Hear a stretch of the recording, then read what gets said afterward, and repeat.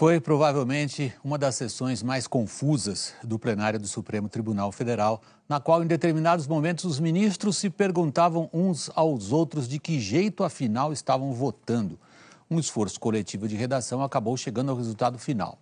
O Judiciário pode aplicar medidas cautelares a parlamentares. Porém, se essas medidas impedirem o exercício do mandato, a Casa Legislativa poderá decidir se acolhe ou não a decisão. Vamos ao vivo a Brasília. A conversa lá é com Giovana Teles. Giovana, boa noite. Giovana, confesso, eu não me lembro de ter visto os ministros assim tão embaralhados eles mesmos para definir o que decidiram. Boa noite, William. Boa noite a todos. Foi mesmo muito interessante acompanhar, especialmente esse finzinho do julgamento, viu, William? Para desempatar a presidente do tribunal, ministra Carmen Lúcia, teve que votar. E a gente vai já mostrar todas as teses que foram defendidas. Não foram apenas duas e foram complexas. Por isso, no fim do julgamento, os ministros ajustaram seus votos para que ficasse clara qual foi a decisão tomada pela Suprema Corte. Só para a gente contextualizar melhor, a gente lembra que essa ação foi proposta por partidos políticos na época do afastamento do deputado Eduardo Cunha, que acabou sendo cassado.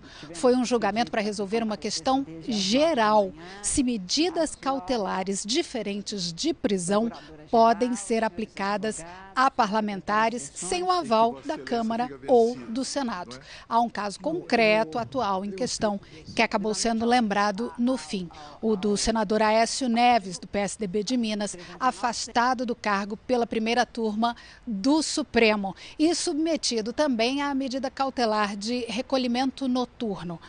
O ministro relator da ação, Luiz Edson Fachin, defendeu que as medidas podem ser determinadas pelo Judiciário sem consulta ou autorização das casas parlamentares e foi seguido por mais 4 ministros. Vamos ver os votos deles?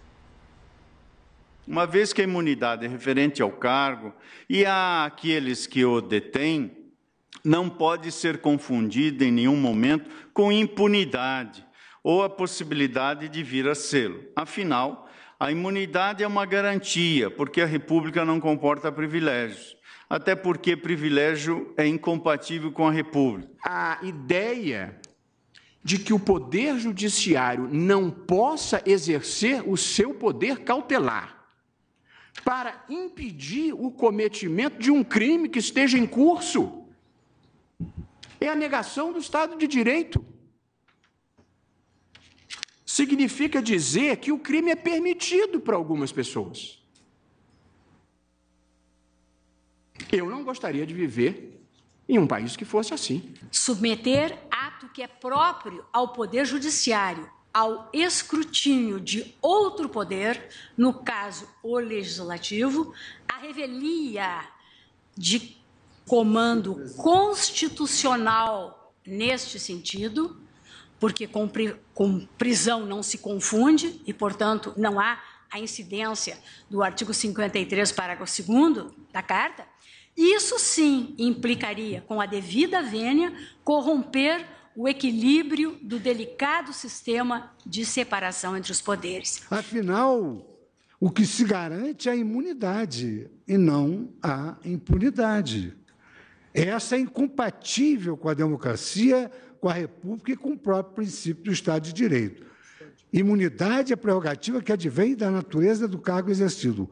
Quando o cargo não é exercido segundo os fins constitucionalmente definidos, afirmava Geraldo Ataliba, aplicar-se cegamente a regra que consagra não é observância da prerrogativa, é criação de privilégio. O que me convence é que, como o Poder Judiciário preside o inquérito, antes da formação do opinião delicti e do oferecimento da denúncia, nesse interregno, quem atua é o Poder Judiciário. E nessa atuação, ele tem que se valer de todos os instrumentos necessários no exercício do seu poder-dever de velar pela jurisdição. Ele deve se valer de todos os instrumentos para não tornar inútil o processo que será encaminhado ao Parlamento. As decisões do Supremo Tribunal Federal não estão sujeitas à revisão, nem dependem, para sua eficácia, de ratificação ou de ulterior confirmação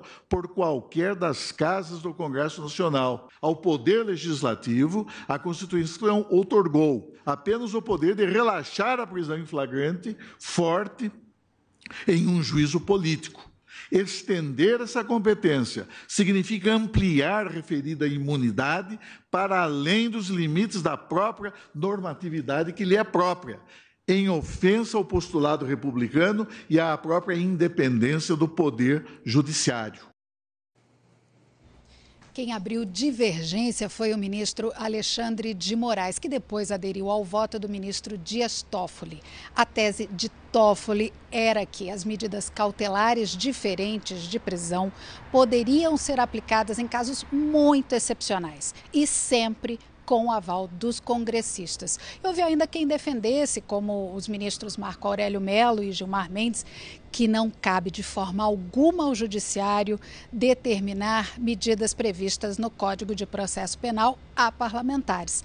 Na prática, estava consolidado o entendimento por parte desse grupo de que as medidas cautelares devem ser submetidas ao Congresso.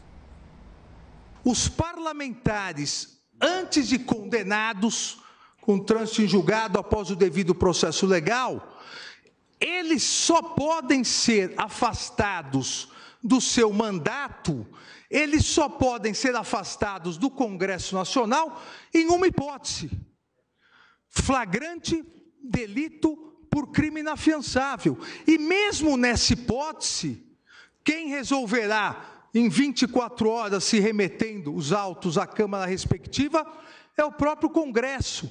A realidade já demonstrou que existem superlativas excepcionalidades, ou ausente a flagrância em situações de superlativa excepcionalidade, devendo, em ambas as hipóteses, a decisão judicial ser submetida em 24 horas ao controle político da respectiva Casa Legislativa, como voto, senhora presidente, com uma pequena diferença em relação à divergência aberta pelo ministro Alexandre de Moraes. Forçoso é concluir que a imposição de medida que implicar o afastamento da função parlamentar deverá, por aplicação analógica do dispositivo constitucional em apreço, ser sopesada pela maioria dos membros da Câmara dos Deputados ou do Senado, consoante uma avaliação exclusivamente política, tal como agora acaba de assentar o ministro Toffoli, e creio que também, em certa medida, na linha do que revelou o ministro Alexandre de Moraes. Não entendo que deva ser interpretada a norma de imunidade como uma norma restritiva, com uma interpretação restritiva ou ampliativa. Nós temos que traduzir o que essa norma é atualmente, o que ela representa. Tão somente isto. E ela é uma pedra de toque do sistema de divisão de poderes, sob pena de nós estimularmos uma escalada de conflito de poderes, com esse jogo de revisão por parte de uma Casa Legislativa, mudança de leis, como tem ocorrido. Então, precisamos estar atentos a esse fenômeno. Essa história de dizer que o Supremo pode tudo não vinga. Não pode vingar, porque ele também está submetido à Constituição Federal.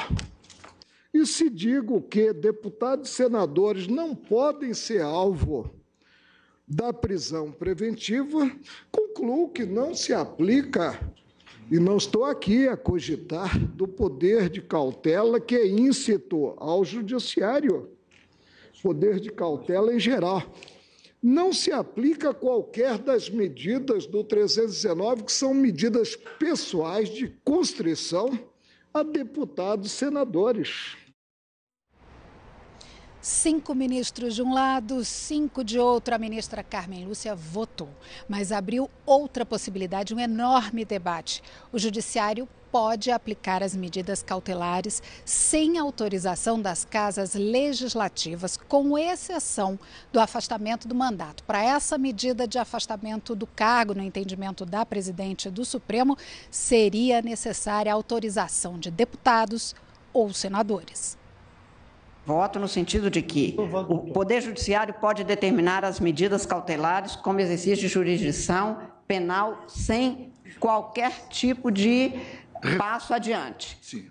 salvo no que se refere ao afastamento para o exercício do mandato, porque neste caso o meu entendimento é de que, de acordo com a Constituição, essa afinação com o eleitor faz com que haja isso.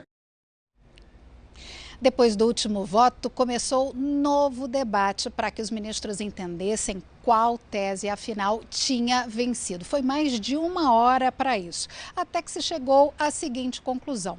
O artigo 319 do Código de Processo Penal, que delimita as medidas cautelares, deve ser interpretado conforme o artigo 53 da Constituição Federal, que já prevê a análise pelo Legislativo de prisões em flagrante. Contra parlamentares, a partir dessa conclusão, firmou-se que o entendimento de que toda medida que interfira direta ou indiretamente no mandato parlamentar precisa, então, de aval da Câmara ou do Senado. O tribunal, por maioria, julgou parcialmente procedente a ação direta de inconstitucionalidade para deixar assentado. Seriam 2 tópicos. Para deixar assentado que o Supremo Tribunal Federal dispõe de competência para impor, por autoridade própria, as medidas cautelares a que se refere o artigo 319 do Código de Processo Penal. Prosseguindo no julgamento, o tribunal, também por votação majoritária, deliberou que se imporá a ratificação ulterior pela Casa Legislativa a que pertencer o parlamentar, sempre que a medida cautelar impossibilitar direta ou indiretamente o exercício regular do mandato legislativo. Foi uma sessão de julgamento super longa, começou pouco depois das 9 da manhã, os ministros fizeram pequenos intervalos e foram até às 10 da noite. Alguns senadores, ao longo do dia, acompanharam voto a voto nos gabinetes deles. Existe um caso concreto, que é o do senador Aécio Neves, do PSDB de Minas, que está afastado do mandato pela primeira turma do Supremo. No fim do julgamento do STF, o caso chegou a ser citado na discussão sobre o que poderia ser considerado a ação que impediu o exercício do mandato ou não. Os ministros citaram a entrega de passaporte e o recolhimento noturno, 2 medidas determinadas pela primeira turma a Aécio Neves. E entre os senadores, a repercussão foi imediata. Nós temos agora de concreto uma decisão do Supremo Tribunal Federal, pelo desempate do voto muito equilibrado da presidente Carmen Lúcia, e que deve ser cumprida. A decisão judicial se cumpre, mantendo-se o diálogo institucional para que nós possamos fortalecer a nossa democracia e, se preciso, aprimorar a Constituição para evitar essa divisão de interpretação que se percebeu no julgamento do Supremo Tribunal Federal. Eu acho que, lamentavelmente, houve uma pressão do Senado, uma pressão, no meu entender, indevida nesse momento. Repito, respeito a decisão do Supremo Tribunal Federal, mas divirjo frontalmente dela pelo precedente que ela gera para investigações em curso. Se foi estabelecida alguma paz entre o Senado e o Supremo, ou entre os poderes, está estabelecido a outra crise, que é a crise de confiança dos cidadãos brasileiros na sua República. Essa segunda crise é mais grave. Com essa conclusão do julgamento no STF, hoje o Senado deve realizar na próxima terça-feira a sessão para decidir se aceita ou não as medidas cautelares impostas pelo Supremo ao senador Aécio Neves. Essa semana pós-feriadão promete aqui no Congresso, viu, William? É verdade, Giovana. Eu só não sei muito se é uma crise mais grave. Me parece que o Supremo atuou justamente para evitar que isso se agravasse. Muito obrigado. Boa noite para você em Brasília.